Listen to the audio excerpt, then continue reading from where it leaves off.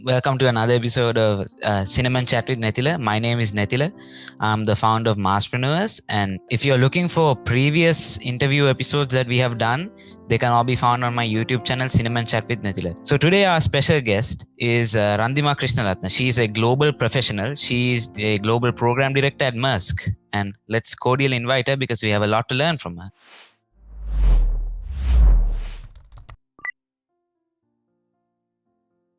Hi Netila. Nice to talk to you. Hi. It's nice to meet. So I have a lot to learn from you. Actually, I have a lot of questions prepared to learn from you, and I'm sure the audience can also learn a lot from you. First of all, thanks a lot, Netila, for having me on your Cinnamon Chat. And I think it's quite interesting that you, as a youngster, has started this program and also doing what you do today. Thank you very much. So I'd like to kickstart this off with a very important question that I almost ask everybody. So what was childhood like for you? My childhood, I think, pretty much the normal childhood children in Sri Lanka would have, but I did have, I think, maybe a differentiator.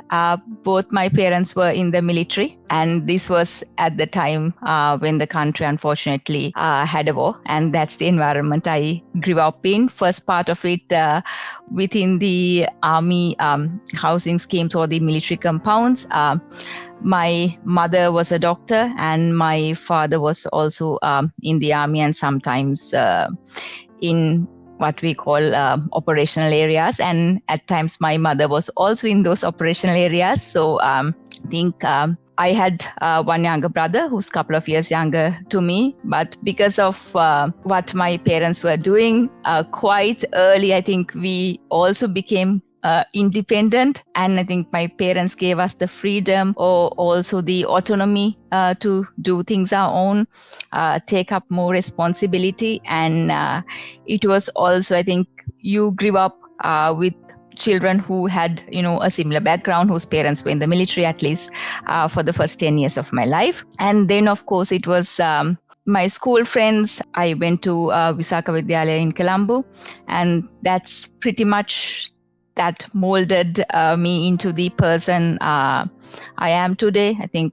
a lot of credit goes to the school, to my friend, to the teachers, and my friends who I associated to this day. So I think overall, despite the challenges in the country and challenges in the environment I grew up in, because very often you would come across a lot of adversity in that environment. People you knew one day were suddenly not there anymore. And as a child, your hope was that, you get to see your parents the next day. So I think it was still a very fulfilling childhood. And I think I got to meet a lot of people from different backgrounds, and definitely a lot of those connections or friendships I carry to this day. I think that's pretty much my childhood. And also I think in school I did take part in a lot of activities,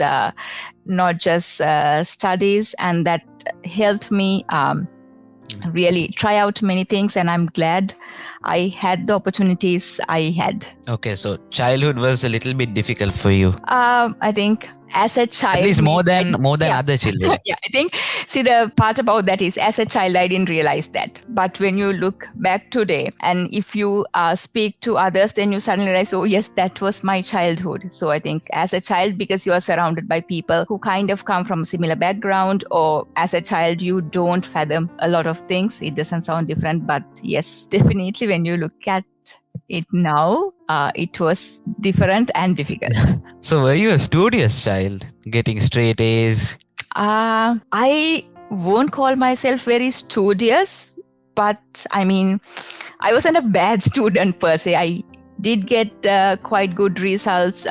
It's also, when you are surrounded by that group of friends, or in school, it was easy, I suppose, to also get the results. I did work hard. I mean, I would study, for certain exams, maybe not like, all the time when there were term tests, just go and study for it. But it more in terms of I would say I was studious to the point in, getting or attaining the results I want, but not like, cramming it up, studying really hard, doing all-nighters. Maybe I probably did all-nighters during university time, few of the times, but majority of my life it was more in terms of balancing studies with everything else. Same here, balancing studies with everything else. And I think that helps, right? Because eventually there will be points you need to multitask, Manage your time. Manage your time. So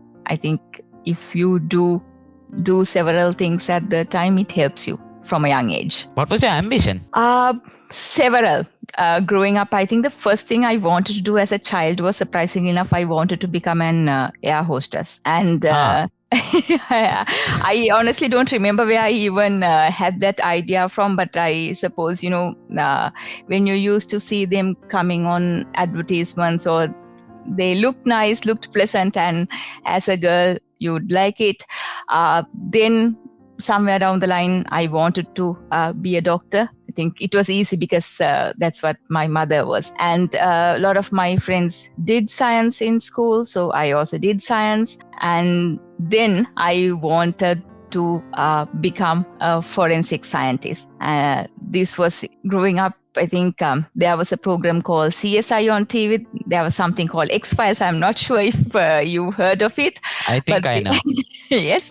So these were very interesting, and it's surprising. Like, not very many people in Sri Lanka. I think I ended school in 2002. And at that point of time, forensic science did not have like the visibility it had today, but I still wanted to become a forensic scientist. So actually my first degree is in genetics. I am what you might call a genetic scientist by profession, but I've not really worked in that field in my professional life. But you are experienced. I am experienced in my studies. I studied to be it, but I've not used it into practical knowledge.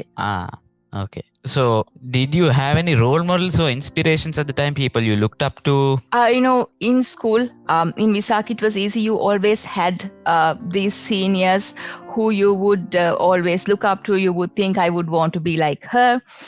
Then I think growing up at home, my mother pretty much was a strong woman. I mean, to this day, in some cases, we don't really see eye to eye, but she has always been strong-willed. She did manage a household while being a doctor and still, being in the military. So I think while I never really acknowledge it, I think pretty much she is a role model I've always looked upon. And I don't think I really looked at any famous people as such, which a lot of people do. This is what I want to be. It's more or less closer to home, people I knew that I thought I would want to be like them. And what is interesting is also for me, the role model was there were elements of each person that I would want to take and kind of combine it all together. And that was my role model. So it was more of a hybrid role model. It's a mix with all the qualities of the people that you look up to. Yes. So what was your first job? Now you said you went into this field, but you never really worked in it. But what was the first job that you got? Actually, my first job was I worked as a stockbroker. Right after my A-levels, you have that period until you go to university. Yeah. And then rather than sitting at home, we knew someone who was into stockbroking, and just to get the experience of what does it mean to work in real life. I actually worked, I think, for about 6 months as a stockbroker, more as a trainee. And that was actually my first job, but that was before I started uni as well. So that was the first job. So during this time that you were doing the first job, you still had that expertise in that biological field you said you were in? No. This was before I started uni. So just before I went to uni, I worked. So to see, what does it mean to actually work in a professional environment, and also in a private sector, right? Most of the people I knew worked in the government sector. my parents were pretty much in the government sector. Most of the relations or the elders I knew, my friends' parents, a lot of them worked in the government sector. So it was basically a new experience to me, not something that I had heard of. But also, I think I learned a few things, picked up a couple of things. And, I was happy to say when I entered uni, I've already worked versus, everyone who just directly comes to uni. And I think 25 years ago, it was not very common to work before you go to uni, but I'm happy today's youngsters do get that opportunity and they want to take up that opportunity. Okay, so actually that's good that you went into that sector to get experience, to understand what it's like to actually work in an environment like that. I think it's quite interesting, the things you learn, that, you understand there is a corporate world, and it's a very different environment and a very different set of people to the people I've associated up until then, and to any of the environment I had been exposed up until then. Okay, so how did you get to the level that you are? So you went from your first job being a stockbroker, then you must have done a lot of work to get to the level that you are at now. I think it's two things.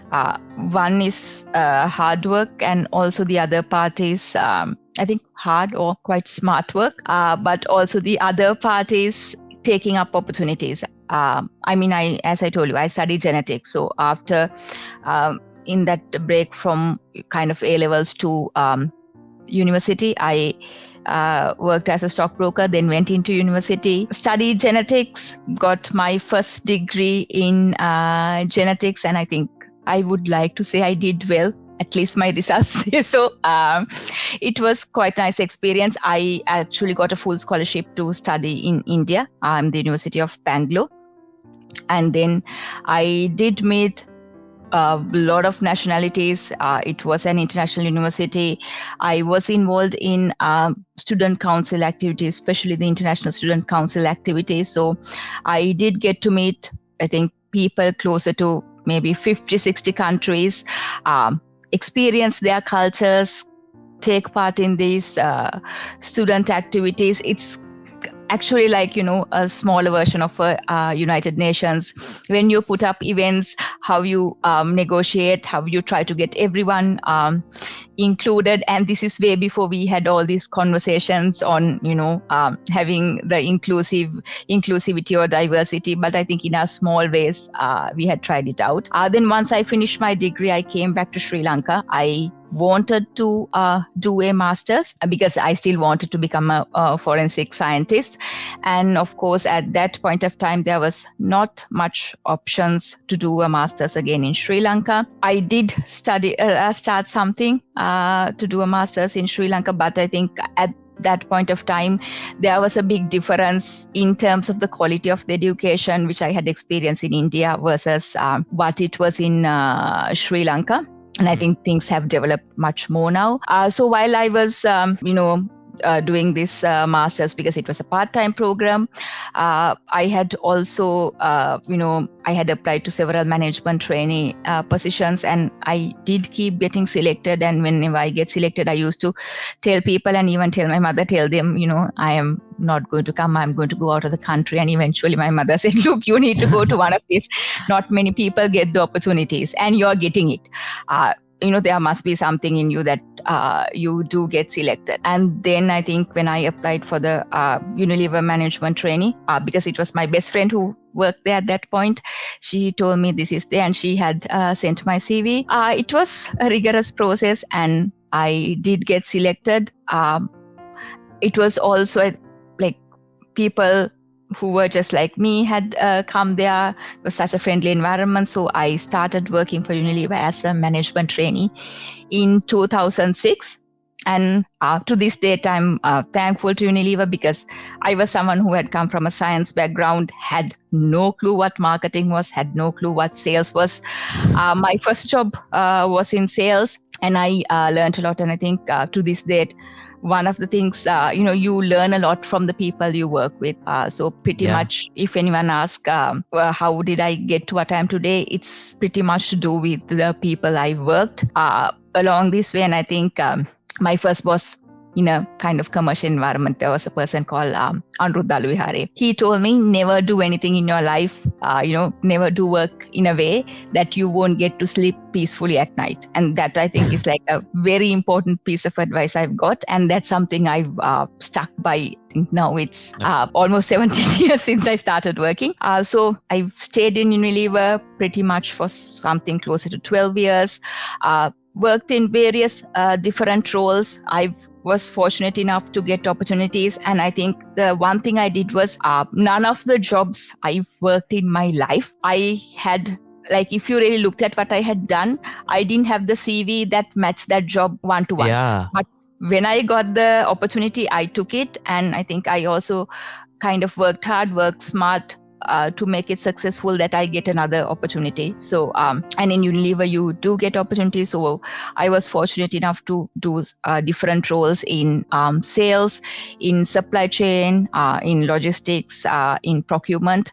And I think while working at Unilever for almost 12 years, it quite becomes your family. And I was very fortunate because at an early stage, Unilever also supported largely into the work-life balance elements. When I had my son, there was even a creche I could take him into. So I think it's all of that also that helped me, become successful. Then, of course, I joined Maersk. Again, Maersk is purely a logistics company, and the type of logistics I had done in Unilever was not really relevant. But then when I was having the discussions, even I was surprised why did they want me because I was completely from a different industry. And also, if you really look at the logistics sector in Sri Lanka, I am not very sure what the number is right now, but about 18 months ago, there was only like a 3% representation of women in logistics. So it was, I used to get asked, why are you doing this? How come you're doing this? You are a woman. But I think it's also taking those chances, taking those opportunities, not really limiting myself to thinking, I've not done it before. How can I do it? That's never a question that I put to myself saying, I don't know how to do this, but it's more, let me figure out how to do it. Yeah, that's what I think I've done throughout my career. So you worked, there was a lot of work, there was many years of work to get to the level that you are, but eventually you got it. You became a global level professional. I think, yeah, it's also pretty much in terms of knowing what you want to do in life. And as I said, really, it's about taking that opportunities. It's also, see, there is work and there is also you work with people. And especially, I think you need to have that sense of respect towards your co-workers. Being humble. Yeah, being humble. And it's really... it's not just work, it's also those partnerships you built around work that makes you successful. And always, you need to have a large sense of empathy towards people, because it's always important to remember you will never work probably with another person like you. You are the only you that is out there. Yeah. So it's important everybody to remember has that. a different way of doing things. Exactly. You've grown a lot since the first time that you were working.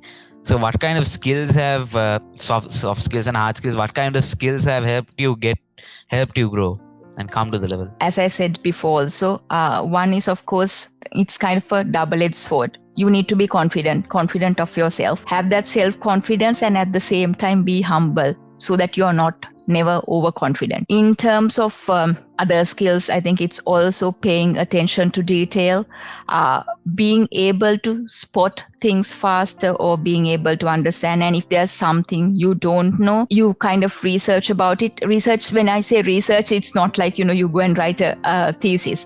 It can be many ways. It can be learning from people who've done that job before. Like, I'll give you one example. When I started working at Unilever, I had no clue like how things happened, or what does doing a sale meant. But I did learn from like others in sales, others who had done the job before. Then the other part is like, if if you are the first person to, I've had that chance also, right? Being the first person to do the job I was doing. In those cases, you can like read about things. Today you do have a lot more resources. It can be books, it can be the internet. It can also be, if you're working in one industry, you can learn about a similar situation of best practices in another industry, even understand how things have gone wrong in a similar situation. So I think one of that skills is paying attention to detail and having that kind of inbound willingness to learn, keep learning on the job, because it's not that you'll ever know So everything. like being an active learner. Being an active learner, that goes. Even today I learn things, right? I'll learn things from you, and every time you meet a person, you can always turn it into something productive, maybe to your personal life or to your professional life. And it's always important, I think, to be happy with what you do. Today, I mean, at the end of the day, if you're not happy with what you do, eventually it'll show on your work. So it's very important you have that sense of self-satisfaction. And I think, it helps you, like while I entered into the field of logistics, not really having a formal qualification on it or knowing it, then I did my MBA in terms of international trade and logistics. So sometimes it does help to have a qualification or you learn on it. Then I did do another certification with related to supply chain. So it helps. It helps in your work. It helps in your career. So once you know what you're doing, you can, it's not that you really have to first have that all the qualifications in the world to get into that job. Sometimes you can do it after you get into the job. But it's also, I think, the other most important thing is to have a can-do attitude, because there's been so many times in my life, in my career, when people have told, that can't be done. It's not something that was previously done. How do you do it? So never take no for an answer. That helps. Okay. So there have been a lot of things that have helped you on this journey to becoming a professional. So these skills that you're talking about, these characteristics that you have, did you have them when you were a little kid as well, when you were growing up? I think that's a question my mother should probably answer. But I think not everything. But I've always had I think kind of the people skills is something I've always had. I've, always liked to interact with people. Communication, it's something socializing, networking. Yeah. Okay. From a little age, I did used to do all these oratory and debating events in school. I did do comparing, and I always think if I didn't do what I'm doing today, I'd probably become like a DJ or a TV presenter. So yeah, I think that's been there. But then a lot of the other skills, of course, I've cultivated in my professional journey in terms of, learning with regard to the field. And also, I think it's really about kind of working smart, maybe something I've picked up along the way, probably even during my school times, because I used to do many things, right? So that I've had, but a lot of it has just come along. And I think it is important that one understands what to pick up and what not to pick up, and that's something you will get along as you progress. And I would say the person I was in school, whether I'd be doing the job I was doing today, the answer would be no. Yeah. And it's from the person I was in school, that journey, complete journey, has what has taken me to where I am today. Okay, so you did have the socializing skill, the networking skill as a kid. Yes, to a certain extent, I would say yes. Socializing, yes. Networking, I'm not very sure. That goes to the it's kind of the others. same thing. Yeah. I think, if I had to, like talk to people, I've always been comfortable doing it, but I understand sometimes it might not come comfortable to everyone, right? There are some things that don't come comfortable to me. But maybe talking, that was something that just came to me. Okay, so we have some comments. Kids advance learning with latest and trendsetters at a young age. Yeah, so it was something regarding your genetics. That is tough. We are the few in Sri Lanka are into genetics. And about work ethics will take you to the next level. Yeah, that is true. That is true. I think yes.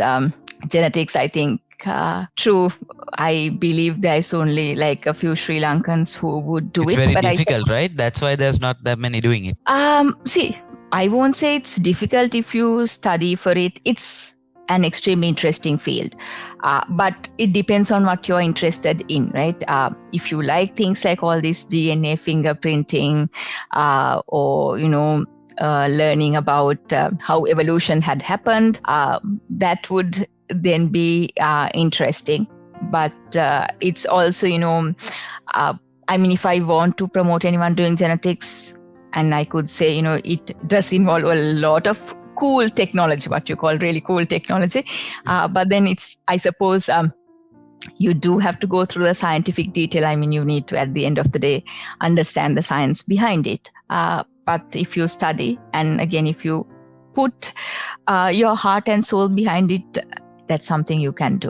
Okay. Yeah. So you're climbing up this ladder to success. All right. You're slowly growing through every time you climb up a step, you're slowly growing. So what kind of roles have you played on your way up? So you said you got a degree. You got this degree in genetics, and after that, what happened? How many roles have you played? Have you been a secretary? I think I've done probably in Unilever, I've done about 5 jobs in the 12 years I've been there. And that's across, like, I've 12 done. years. Yeah, almost 12 years. I joined in 2006. I left in 2018. Wow. So it's like almost 12 years. I've done sales. When I say sales, it's hardcore sales. Like you see people go into the shops and selling. I've done it. Cold calling.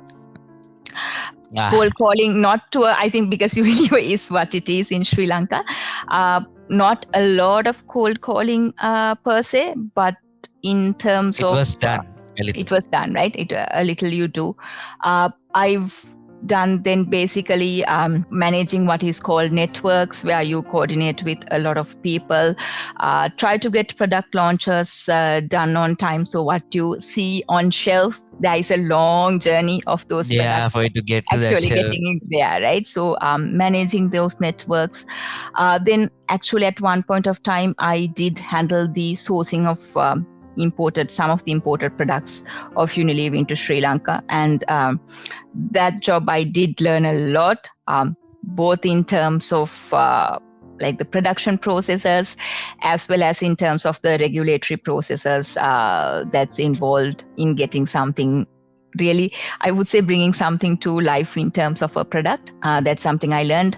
Then, of course, I did go back to hardcore customer service and sales, basically, kind of fronting what in Unilever terms they call customer service. So again, a lot of discussions with people, and also moving into more systemized solutions. To a large extent, I think a lot of sales is driven by instinct, but also I've been involved in converting that instinct more into a numbers-based process, if I have to, actually tell it in generic terms. So I've done what is called like continuous improvement or process setup work during my time at Unilever. And I think that's kind of around a summary of the roles I've done. So, you grow up from each role, learn something new, get upgraded to our next role. And then I move to Maersk, where I headed the sales for Sri Lanka. And also at that point of time, we did start our business in Maldives. And a lot to do in Maersk is also basically it is Unilever is what you call a consumer goods company. It's a B2C business. This was more of what you call a B2B business. And there, I think I was fortunate enough to be given the freedom really to do a lot of things, try a lot of new innovations. And it was at a time Maersk was also expanding as a company.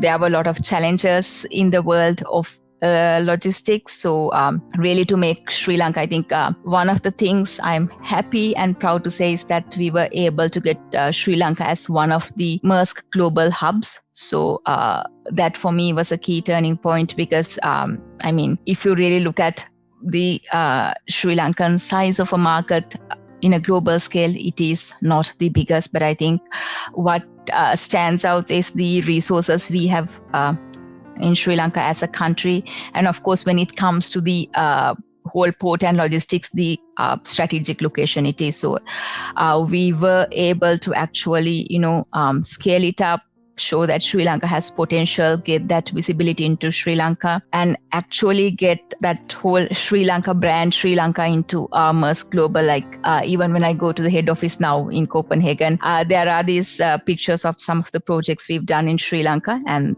that actually for me is, what happiness is. And then I think one of the other things I'm really happy about is the work we've done with the SMEs in Sri Lanka, and which even to date, I believe Maersk does continue to do. And that's pretty much as on the working life. But I also think something that, or one of the most important things that's enabled me to multitask is also being a mother. I've got an 11-year-old son myself. It's not easy. Sometimes, being a mother is a tougher job than all the work you do because in work, you have people to listen to and you feel you can listen to other people. But at home, you have like a kid who's trying to, run your life or to order you around. And I think that's also a learning. I mean, I honestly It's learn a good a lot learning of experience, I guess. It is. I do learn a lot of good things from my son. And I mean, there are some things I'd like, no, you shouldn't be telling that. But it's also like, at the pace the world is kind of evolving today. Basically, most of the jobs that's around today, I don't think like 20 years ago, people had any clue what that job was. If you talk about sustainability, there's a lot of roles globally on sustainability, a lot of roles on green energy, a lot of roles on artificial intelligence, the digital platforms, but a lot of things people didn't know. Let's forget 20 years, right? Even 10 years ago, some of these things were not even part of a conversation, right? But today you need people with that experience. You've got a lot become of a normal thing. It is a normal thing, right? You do learn a lot of things from probably like YouTube or a lot of these digital platforms. Something I used to tell even my teams is when I was a child, right? Of course, now when I was a child was a long time ago. Even when I was in university, if you say an apple was just an apple you eat. But today, it's different, right? The apple you eat would be the second thing that comes to your head. And that is like, the world we've got to be. And I think if you are to be successful at a global level, you need to understand these trends. You need to adapt. And I think that's something I forgot to tell earlier, but it's very important to learn, not just learn, but also to adapt. Okay, so you have obviously learned a lot and you have played a lot of roles on your way up to success. So I want to address something. I've seen many C-level male executives. Now I've heard about this thing called a glass ceiling, where some people in a company, they are not allowed to, or they are being held down by the higher ups, something like that, where they are not allowed to go up on to higher levels. So has this thing affected you? I've heard that there's this thing where women are put down below men, and that's not fair. So I've heard that this kind of thing is happening in some companies. Has this ever happened to you? Let me put it this way. It has happened to me in a good way. I think, and to answer your question, it does happen. I've just been fortunate. I worked for 2 multinationals, right? So for me, from a working point, the 2 companies I worked in, has always been inclusive, and in a way they've also been front runners in the whole diversity and inclusivity. I've never been looked apart for a job because I'm a woman. It's always the capability that has been. It's not the fact that I've been being a woman has never stopped me from getting a job, right? That's why I said it's been a positive. It's just being a woman has been like, oh, you're a woman and you can do it within the companies.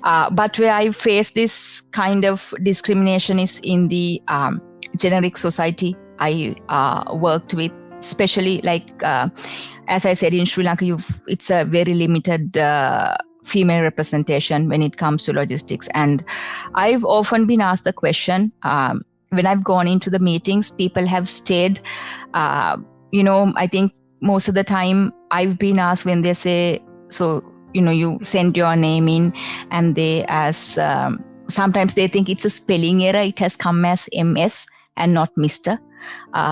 So I've gone and sat in meetings with very senior people in Sri Lanka, or kind of reputed people also, who've told, oh, we are waiting for Mr. Krishnaratne. And I'm like, there's no Mr. Krishnaratne coming. I am here. And I've, to my face, been asked a question, how can you do sales being a woman? Or, how can you be a head of sales being a woman? And it's always, that question has been there. I've been asked, how can you do it? Like, do you have time? You're a woman, you're a mother. Don't you have work in your house that you need to, how do you find time to do this? I relate to that. Yeah. Yes, you get it. Yeah. 14-year-old boy, people are, don't you have exams? Don't you have fun? Don't you play? Don't you have time to play? No. So I think it's important we don't live by what the society wants us to live by, right? And it's always like, oh, if you work, can you be a good mother? I mean, it doesn't stop you. I think it kind of helps you become a better mother. I do respect there are women who've taken time off or who don't work, being a mother is a full-time job. So I fully respect it. But I think to answer the question, unfortunately, this bias still exists. And not just in Sri Lanka, even worldwide, it does exist. We are coming out of it. I think I've been fortunate to work for 2 companies who evaluate you or who give you opportunities basis your capability and not basis where you come from or where you, what gender or what orientation you are. So that's basically, I think in that sense, I've been fortunate. Today, the role I am doing, I am kind of the only Sri Lankan in the team, but I never feel alone. So I think that's what matters at the part of the family. Yes. Yeah. Okay. So there weren't any problems like that, even though you are fortunate enough to not run into any problems like that. I mean, I've run into problems, but I've been fortunate enough. My company backs me, and I've been asked by how come you are doing sales? Are you like the PA? We are waiting for your boss, or this has become something when people some just small complications have happened. It has, and it's always when I took over as the head of sales for Maersk, a lot of people were questioning, can a woman do this, right? And some question me openly, some not so openly. But I think it's also the faith like a company has in you and how you live up to that faith. So there were 2 things I could do because no one expected me to succeed. I could have just said, okay, fine, I can't do this and give it up. Or just, it's not really proving the others wrong, but it's also proving to yourself that you can do it. Okay. So interesting experience for me also to learn about this. So do you have any advice for people who are trying to go to a global level, who are trying to be professionals? I think for both, to be a professional, it is, I won't say, I am the total expert of it, but it's also, you need to be committed. And when you work, you need to showcase that commitment. You can work smart. It's not you have to work 24 hours a day. You can still work and have your personal downtime, but you need to manage things, plan ahead. It's very important to you plan, and sometimes make notes or keep a track of things, have kind of whether it's you have your reminder set up, like very simple things, but you kind of follow up on matters that needs to be followed up. I'm saying even if you're an entrepreneur, then it is even more important because you're running your own business. You You're your have own to, boss. exactly, right? So you have to have that self-discipline to say, I'll look at completing this work in this time. And the other factor is there would be many adversities coming in life. Not everything is come. I mean, we didn't know what COVID was like, 3 years ago. Now we know all about it. There are a lot of things we did not know existed. So there will always be these uncertainties, the unknowns. And it's always at those uncertainties and unknowns, there might be someone you can turn into, or you can read about it, learn about it. But it's important, like, it's okay sometimes to take a downtime and think about it. But you can like still keep trying. To get into a global role, I think it's not just, even if you're an entrepreneur, you can still become global. There is a global market, right? It's not only Sri Lanka. And today you see more and more Sri Lankans are connected to these platforms. You do see a lot of people, who have gone to other countries or have gone on to do global roles. It's also like, you don't stay in that. I mean, in certain areas, we do see, okay, I do want to be in Sri Lanka. Of course, yeah, I am still very much in my heart a Sri Lankan. But in certain cases, you also need to see if you want to make that opportunity. Do you have to go out of the country? Some things you might be able to do. Like today for IT companies, you can still do a global role sitting in Sri Lanka, but maybe not all the jobs have it. So you need to be decisive.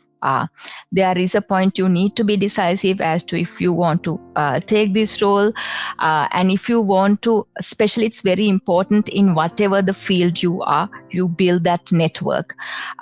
You build that presence of yourself so that people who work with you, if you're selling a product, it's important people know that brand, that they can come and buy it. Maybe not knowing you as a person, but they still know that brand. You are able to build on that brand. So it's extremely important you build your personal brand, or like maybe yourself, you build up yourself always. And that is very important in terms of getting to a global role. Then if you want to get into that global roles, you also need to find, if you're working for a certain company, what are the opportunities that are there, what type of work or doing what type of projects can get you there. So always, especially for people who work for like multinationals or even for any other company, don't always limit yourself just to the job you're doing. Try to get yourself involved in other events, or especially there might be a lot of CSR programs that happens in companies, or other activities or other events organized to get people together. Do get involved in those events, because one thing, it helps, it develops your network. It gives you a sense of satisfaction also when you get into these things, but also it builds yourself up. And I think that's something you could do. And especially if you're in Sri Lanka, you could still, build up your brand in platforms, in social media platforms. That's something you could do, because today, if you're on social media, you could, right? I just read the person who has the highest number of TikTok followers, right? Almost like 160 or 200 million. And all he does is Khani, and this is something I learned from my son. Kabi lame, right? Yes. So, and I learned about him from my son, but it's just amazing what he's able to do, build I that. don't understand how he got to that level from doing those. He just makes TikToks about using common sense. Common sense, right? So I think it's also important to understand where does that white space lies in the market, right? What might, if you're selling a product, what is that white space you could get into? Like, what is your originality, or what is the differentiator you could bring to the table? And that's something I've always done, bringing that if you may call it like your factor, right? Or your my factor. That's your differentiator really. And as I said at the beginning, you are the only you that's there. So there is something you can always bring onto the table. Okay, so that's a nice way to put it. So the world is changing, and jobs are also being changed because of how AI is affecting it. Now, what skills should young people develop to go against this AI? To compete with AI and how it's changing and kicking people out of their jobs. How do they compete with this? What kind of skills would be valuable? I mean, it's in terms of skills, of course, and knowledge of how does artificial intelligence works. How wise it is, yeah, there might be one set of jobs that becomes redundant because of AI, but it will also create another set of jobs. Now, the important part is in understanding what are the skills or what qualifications or what capabilities. I won't even call qualifications because sometimes there might be like a qualification that is made redundant by AI. But in terms of skills, you have to be digital savvy or to know what are the trends that is really going to change the world, because today you can't just think only about like your country or the little part or wherever, you can't think about your cloud. You just need to think of the whole sky. And I think the skill is basically having that sense of both self-awareness and awareness of that entire sky. That's a skill you need to develop. You need to read, you need to look at news, be ahead of information. That's, I think, a very important skill. Even no matter where you live today, you can have access to information. So it's important you read, you update yourself. And then really in terms of AI, understand the limitations of AI. What is it? Can they really think as a human? Because that it is that human creativity that makes a difference. And they lack that moral compass that people exactly, have, right? emotions sometimes. Exactly. So if there is something creative you can do, please develop on that, because that creativity is something that will help you get a long way, be it in digital or even other mechanisms. And also it's important we have empathy, because you need to empathize with rest of the world or with the people you work with. And also I think the two things, other skill set or the other side of things which people can look at is making more sustainable products, because I mean, let's face it, we are at this whole crunch level where we are going to have limited resources. So it's always good or important that you think of how you could do things differently. I think the one skill is even to do with AI, or even to kind of, I won't say counter AI, because we would have to work with AI. How do you adapt and how do you really learn to do things differently? Okay. And for my last question, this is the most important one. What advice do you have for parents who want their kids to grow? They want the best for their kids. Think, don't let your dream become your child's dream. It can sometimes be your child and you can both have the same dream. Wow. That's fine.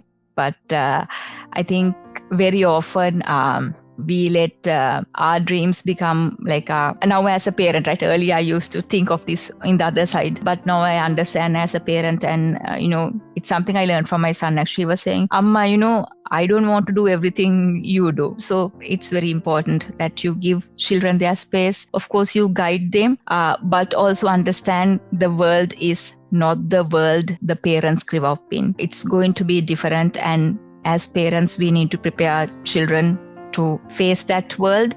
And it's also, I think, it's important today to be able to have some kind of a medium to have a conversation with your child, find something in common, get them involved, make them feel empowered at a younger age, because that's quite important. Like, you feel, because then the child also feels wanted, that, they are valued, and it's quite important. But the one thing I would keep repeating is don't ever make, your dream to be your child's dream. Okay, so I think that's all I have to ask from you. I think there's a lot more I can learn from you, and I would if we had more time, but I know that you also are running out of time. You have taken a lot of your valuable time to come here and talk with me about this. So thank you very much for taking your time to come here and talk with me about this and help me learn. Thank you very much, Nethila, and all the best. Thanks once again for having me. All the best in your entrepreneurial endeavors. I mean, I'm really happy you're doing what you're doing, and wish you every success. Thank you very much. Thank you. Yeah, we'll end it off. Audience, all my previous interviews are there in my YouTube channel, Cinema and Chat with Nethila. You can go and watch them there. And with that, I'm signing off. Thank you very much for coming, Ms. Randima. Thank you.